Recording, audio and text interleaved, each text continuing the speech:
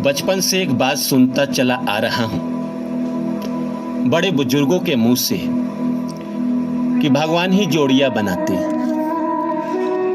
भगवान ही दो लोगों को मिलाते हैं। अगर भगवान की इच्छा है तो दो लोग मिलेंगे,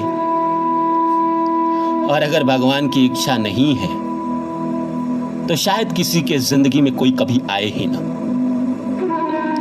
ईश्वर हमारी जिंदगी में सब कुछ करते हैं, ये बात तो हर कोई जानता है। तो ये शादी विवाह भी तो ईश्वर ही करवाते हैं, उनकी ही मर्जी से होती है।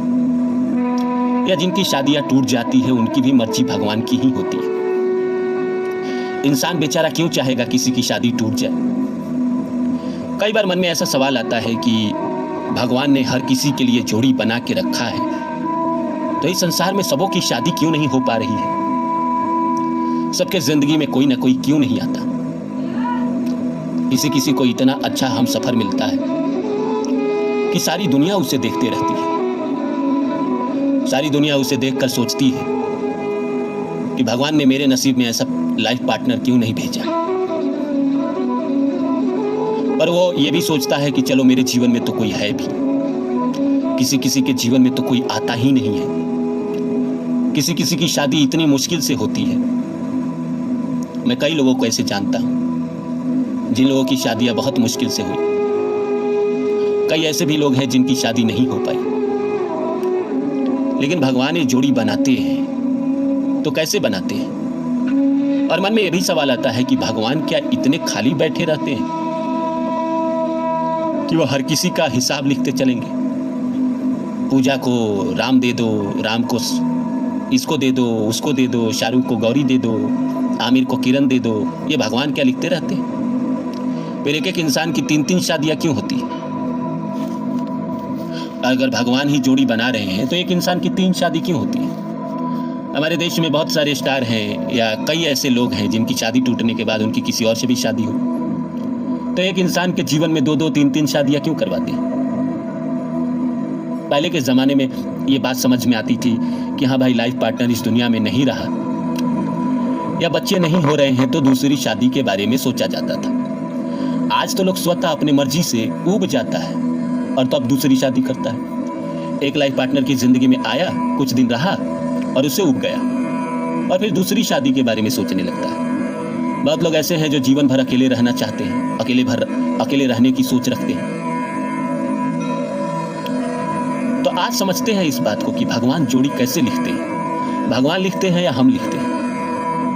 क्या मेरा अपना ही कर्म है या मेरी अपनी मेहनत या मेरा अपना व्यवहार, एटीट्यूड है जिसकी वजह से हमारी ज़िंदगी में कोई आ रही है या जिसकी वजह से हमारी ज़िंदगी से कोई हमें छोड़कर जा रही है। आइए इसको समझते हैं। तो नमस्कार। जैसा कि आप सभी जानते हैं कि मैं आपके लिए कहानी, कविता और मोटिवेशनल वीडियो लेकर आता हूँ। इसी श्रृंखला में आज लेकर आया हूँ भगवान लोगों की जोड़ियाँ कैसे बनाते हैं, क्या ये भी तय है। तो आइए इस बात को समझते हैं। शुरू करें इससे पहले आप सभी से आग्रह है कि आप मेरे चैनल को सब्सक्राइब कर दें और जितना हो सके शेयर करें। दोस्तों, बचपन से हम सुनते चले आ रहे हैं कि भगवान ने हर किसी के लिए किसी न किसी को बनाया है। वो उसकी ज़िंदगी में आएगा, किसी दिन आएगा, एक दिन आएगा। बड़े बुजुर्गों से हम हमेशा सुना करते थे।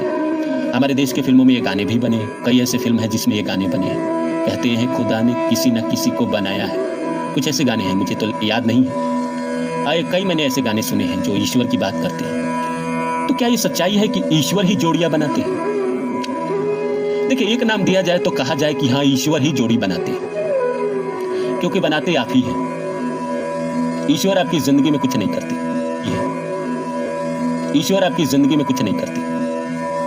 आपके अपने प्रारब्ध के कर्म, अपने पीछे के जन्मों के कर्म ही आपको निभाने पड़ते हैं। नए कर्म अगर आपकी जिंदगी में अगर ईश्वर को जोड़ना होता है तो वो अलग तरीके से जोड़ते हैं। आपने इतना जन्म ले लिया है कि आपके पुराने सारे पेंडिंग कर्म खत्म हो गए, तो अगर ईश्वर को नए कर्म जोड़ने होंगे तो अलग तरीके से जोड़ेंगे। लेकिन ये जो शादी विवाह होती है, मैंने अपने कई वीडियो में आपको बताया भी है कि शादी विवाह जो होती है वो हमारा अपना ही कर्म है। अगर हमारे पीछे के जन्मों में अगर अपोजिट पार्टनर के साथ मेरे एटीट्यूड या मेरे व्यवहार अच्छे रहे हैं या मैंने किसी के लिए बहुत कुछ किया है, तो इस जिंदगी में वो अपना कर्ज चुकाने मेरे जीवन में जरूर आएगी। या उसने मेरे लिए बहुत किया है और मैं उसका कर्ज नहीं चुका पाया हूं, तो मेरे जीवन में आएगी जिसकी वजह से मुझे उसका कर्ज चुकाना पड़ेगा।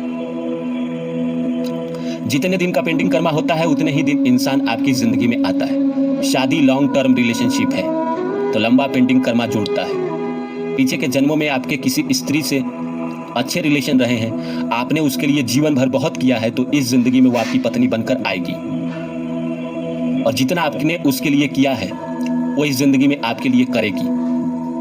अगर उसने आपके लिए किया होगा पीछे के जन्मों में तो आपकी जिंदगी में आएगी, आपसे अपना जो भी पेंडिंग कर्मा है, जो भी कर्ज अधूरा है, पूरा कराएगी।